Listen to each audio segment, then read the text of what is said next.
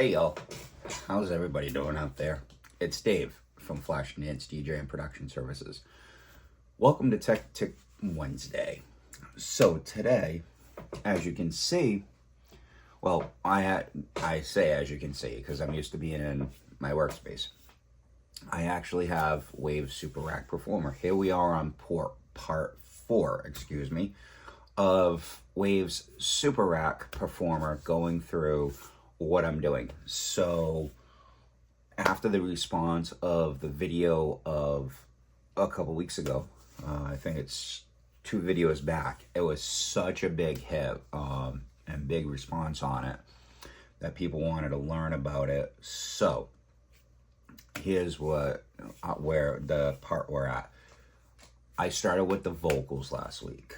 Vocals in live mixing, in studio mixing, is one of your most important keys. If people can't hear and things don't sound right, you just don't have a true mix, in my opinion.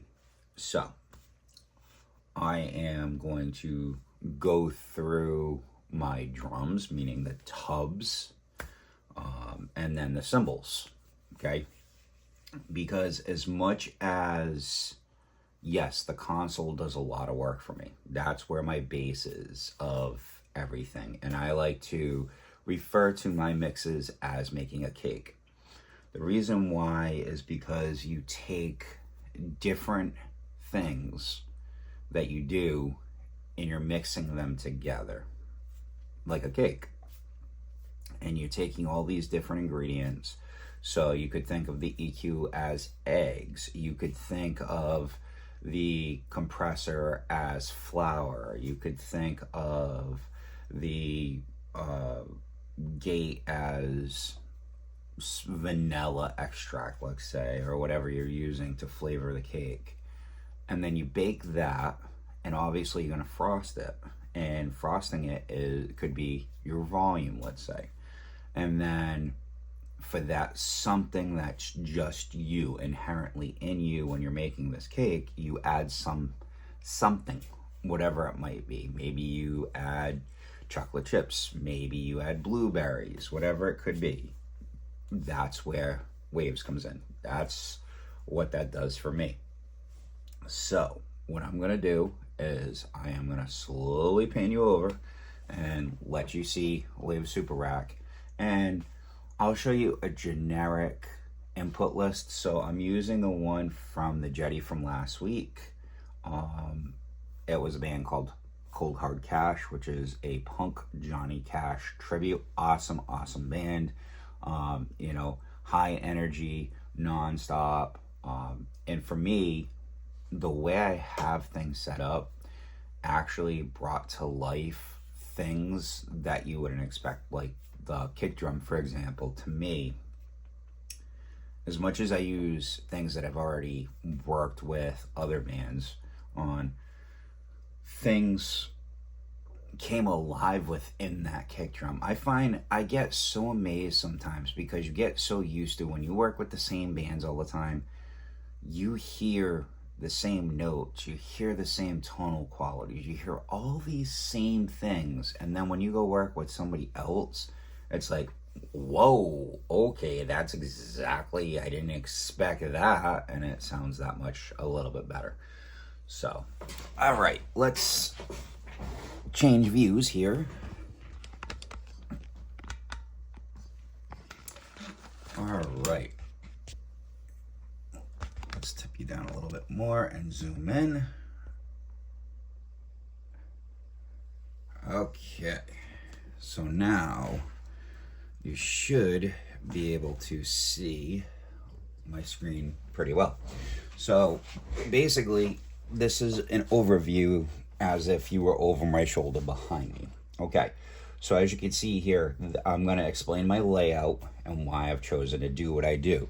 Now keep in mind, this is also for a nightclub type situation, not a large format festival or something like that.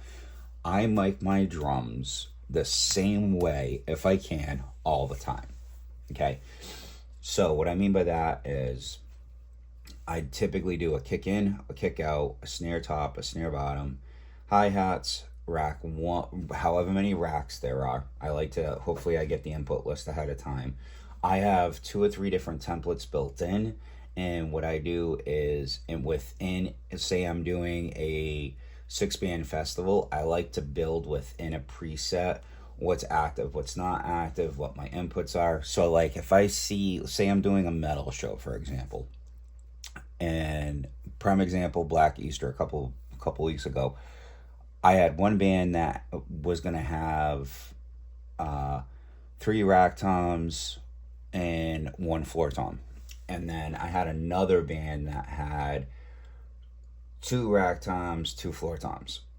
So what you do is you find out how many inputs of the drums you have, what the total number is, and then you basically build out your racks in that respect. So now you take the biggest one.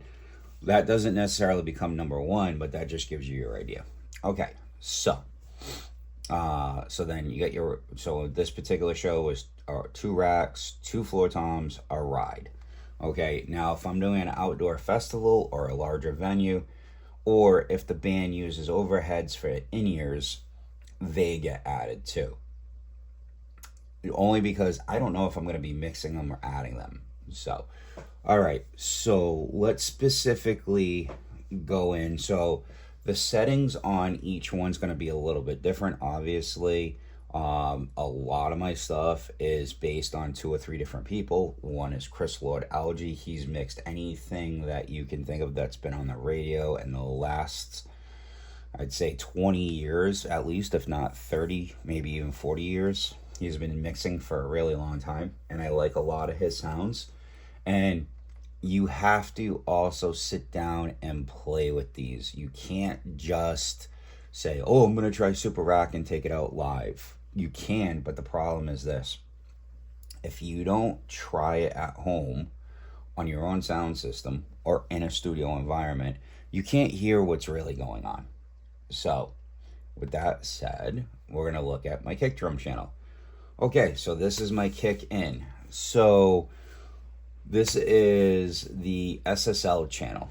Okay, now the SSL channel, so it's actually got a specific name. So as most of us know, the SSL console series by Solid State Logic changed the way producers and engineers thought and created music. There's just something musical about this and inherently in their consoles that everybody sought after, made them world renowned. Don't quote me on this, but I believe Rupert Neves made his own consoles, but some of his things were incorporated in this. Not 100% sure about that. So building on a legacy through waves, they built it so it had a modern, punchier sound. The EQ has been redesigned, and you really can hear different things come to life in it. And so the thing that I like is it recreates the 383's proportional EQ and shelving curves. Then it also has high and low shelf EQ with different parametric staging. So with that being said, we'll take a look here. So as you can see, right at the top right here, there's a filter. And for my kick in, I don't really have a filter on. There's no bell on this, and this is the mid-high frequency. This is the high frequency. This is the mid-high. As you can see, and this is the low mid, and then this is the low. So as you can see, the only one that has a bell active is this. And then there is a compressor, and it is lightly active. There is a gate built into it. I do like the fact, the big thing for me is that it has an analog sound. And I always keep this on the input side. Now, vitamin. Let's talk about vitamin. And yes, I have a mouse here because I have notes in on my main computer but I do a lot of stuff, so I can use that as a reference point so I can just explain different things. So I use a setting called Big Kick. And what is Vitamin? Vitamin is a sonic enhancer that can give you vivid, sharpened edges, increase contrast, revive focus, and you can bring out details within certain things. So one thing that I did notice a long time ago when I heard Pooch using this, I discovered Pooch when he was under Linkin Park. And he said he uses it on vocals. I'm like, okay, maybe I will try it. So it has a crossover and it has frequency bands. And basically it does tonal shaping, is what I call it. So basically it allows you to do a lot of different things. So you have low, low mid, mid, high, and highs. So basically, for the kick drum, obviously we want a lot of low and we want a lot of punch. And this is where the thud or the low end comes from. So people would say, oh, why is the low mid off? Why is the mid off? Because that you don't get a lot there. But say I want a little bit of attack from the beater that comes in this area. It gives the air. And if you notice, they're down a little bit. So that's why I use that. Now, the next one in line is going to be the C6 multiband compressor, which allows you to do surgery on frequencies. It has 4 separate frequency bands that allow you expansion, limiting, and dynamic EQ. So this allows you to have those different processing capabilities with crossover, and you can also do internal or external side chaining. So if you need to, for example, some of the engineers in the live world like to use this, and what they do is they side chain it to, say, the vocal mic, or they'll side chain it to the bass guitar. And the reason behind that is so that way when something happens, it ducks the kick drum. And that's perfectly fine. Everybody has their own way. But as you can see, I have things set very specifically. Like I have a lot of the high end rolled off and tapered down, so that way things get to be a little bit tighter in that respect. And then one of the last things I run is the CLA 76 compressor limiter. Now, there's 2 variations. You got the Blackie and you got the Bluey. For me, for my taste and what I like, for some reason, I love Bluey. Bluey, there's just something in it that, because it is a FET controlled circuitry based compressor, so it gives you super fast response as soon as it sees something there in the channel. And it can also add tube like distortion like it used to. So it's got this full emulation of that. Another thing that this does is that I never realized the compressor did is it actually, does leveling, which is kind of cool, which is something you wouldn't think of when you think of compression. I never realized that's what a compressor could do until I used the CLA 76 on vocals. Now, what's nice about this is it rounds off those transients within a kick drum for me. That's why I like that. So that is the overview, of each plugin that I'm using. Now, let's discuss why I'm using them the way I am. So now, let's go in and look at the kick drum, the kick out. So you can see, so if I go to overview, if I go here, you kind of get an idea of what that looks like. Now, if I go to here, the only thing that changes is this, the low mid frequency, because that's where all the air is. So I get from the kick out I mostly get my air. That is where that lives, that's where that breathes, so that's where I get it. And the same thing goes here. I use the same EQ shaping on vitamin because I'm trying to get that low end thump. And you'd say, Dave, but it would give the same kind of sound. It does, but it's all 4 of the plugins in a row that will do what I want it to do. Now look at this. So here's the difference here as well. The curve is the same. However, if you look at this variation, that there's one of the frequencies is off a little bit. See, this one's set to 0 right here. On kick in, it's set to minus 0.1. And you'd say, Dave, that's not a big change. It's not a big change, but it's enough for me to make an audible difference that I can hear. And then same thing for this. These are set the same, but the attack between the two are different. This one's set at 2.0. The other one is actually set at 3.0. So you got to remember, yes, I've used presets, but I've also modified them as well. So now we're on the snare top. Now, see, look at that. The attack, the input and output are about the same. The attack is actually at 1. So that just shows you how that is.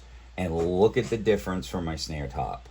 It has a lot of body, and this picks up a lot of crack for me. So especially if somebody is a rim shot player, it picks up that crack for me, even though my kick drum mic is pointed towards the center of the head. Unless I have the way that I have the microphone on, I might set it so it's out a little bit more. I might set it a little bit more shallow. It all depends. So if it's on a mic stand, I might put it up a little bit if I have more room and put it towards the player, like right towards the rim, just in case they do rim shots or they're playing cross stick like in country or something like that. Or I might just have it pointed right at the head. But there's always, it's not directly on the head. And as you can see, look at this. So now lows are completely taken out. Low mid, there's a little bit dip down in the mids. Maxed out on the high mid because I want as much as that as I can, and the highs are there as well. So that gives you a lot of body, and that gives you the tonality for that. Now look at the difference here. Completely different on the EQ. And on top of that, the other thing that happens is the polarity is on this one. And the reason for that is because with having 2 mics, you want them in the same direction. And I play with that. I will play on the channel. I will then, and say it, I don't hear any tonal difference in the console. I will then come to my channel strip and I will play with it there. Sometimes it's more noticeable here than on the console. It's just one of those weird things. And as you can see, on the snare bottom, obviously the polarity should be off.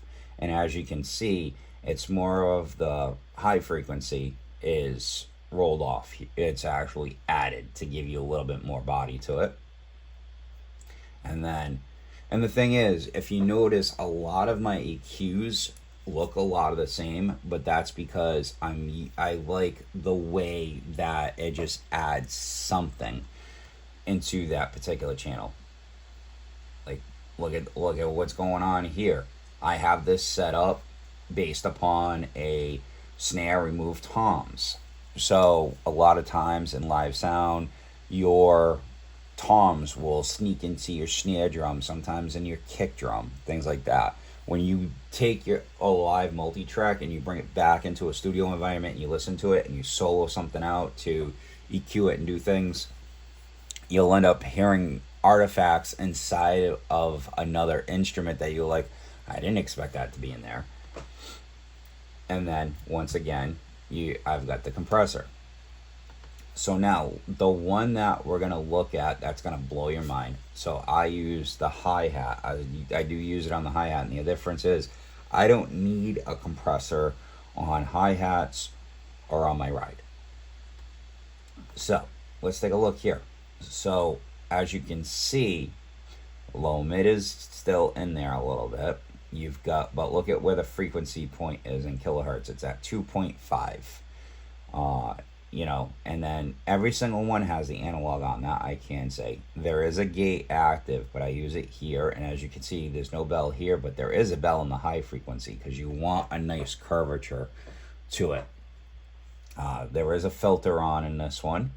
Okay, so that is my basic. And as you can see, low frequency is not rolled off completely. It is a little bit because you don't get, because with brass sometimes, depending upon the style of hi-hats the person is using, I'll adjust that accordingly.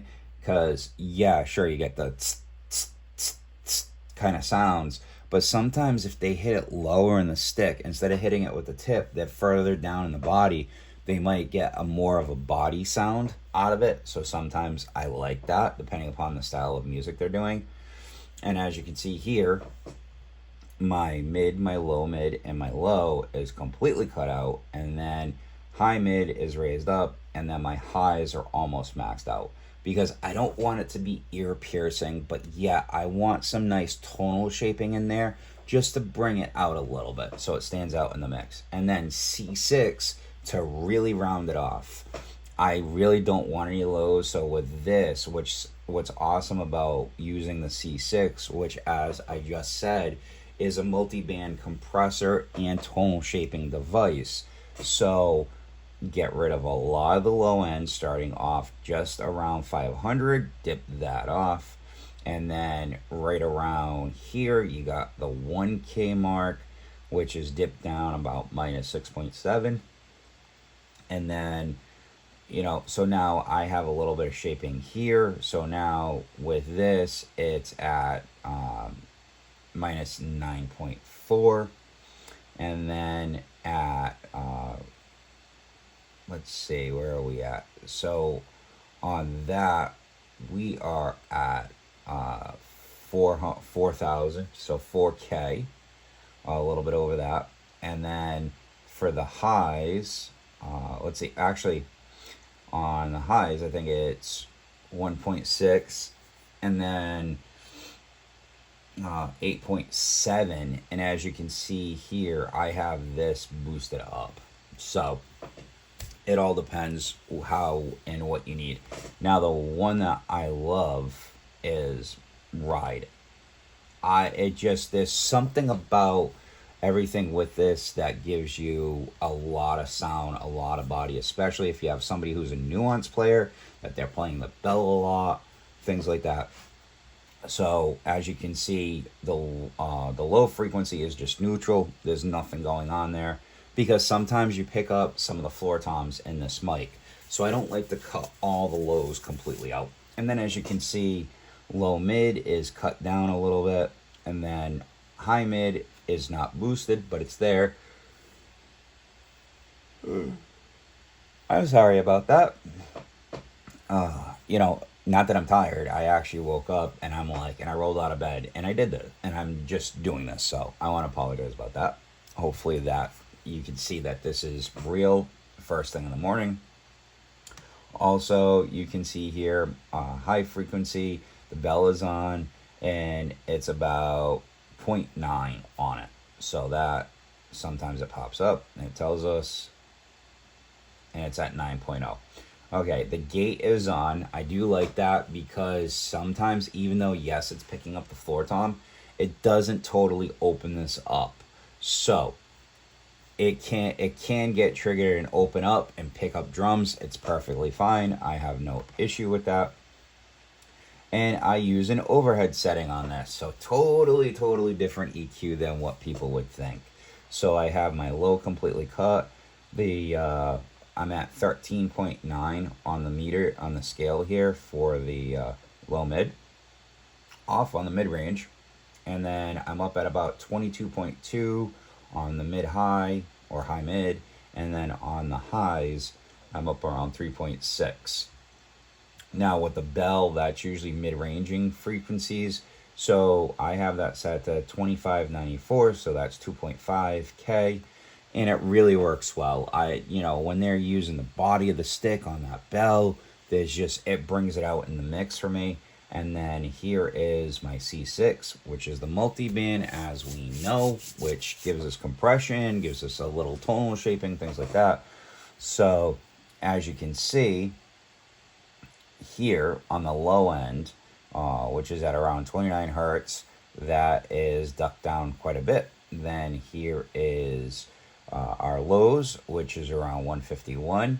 Our mid is 1148, which is 1.1, and then the highs are on around 122, so that's, I want to say 1.2, maybe a little bit higher than that.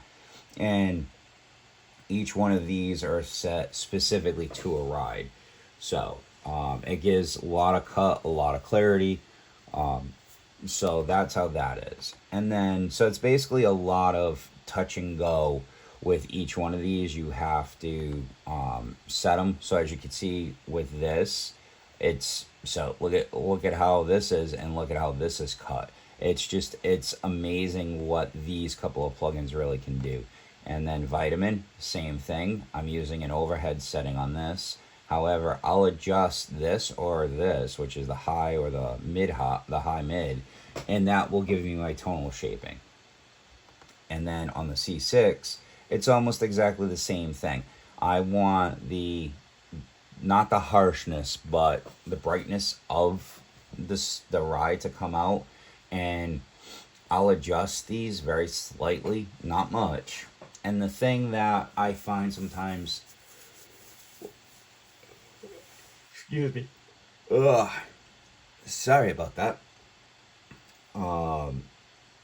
So sometimes with that, what happens is you will get these artifacts inside your cymbals, and so you have to be careful. And where I was going originally, my thought was, sometimes you don't have a place to set up a real front of house. Like when I'm at the Jetty, my console, whether I'm using the Wing or I'm using the in-house X32, it lives side stage. So it's actually on the stage, on the side of one of the stairwells to get up onto the stage. And the thing is, I have to go by ear of what I'm hearing, what I've heard, then make a subtle adjustment, go out and listen. It's not like being at a festival where you're out front with it and you can adjust it and hear it as you go. Now, I like when I'm working with a band and I'm doing, like, say, I was doing Wayne Stock for a while, and bands were doing over an hour. They'd either play for 45 minutes or they play an hour and a half, or if they were headlining, they might get an hour and 45, 2 hours to play.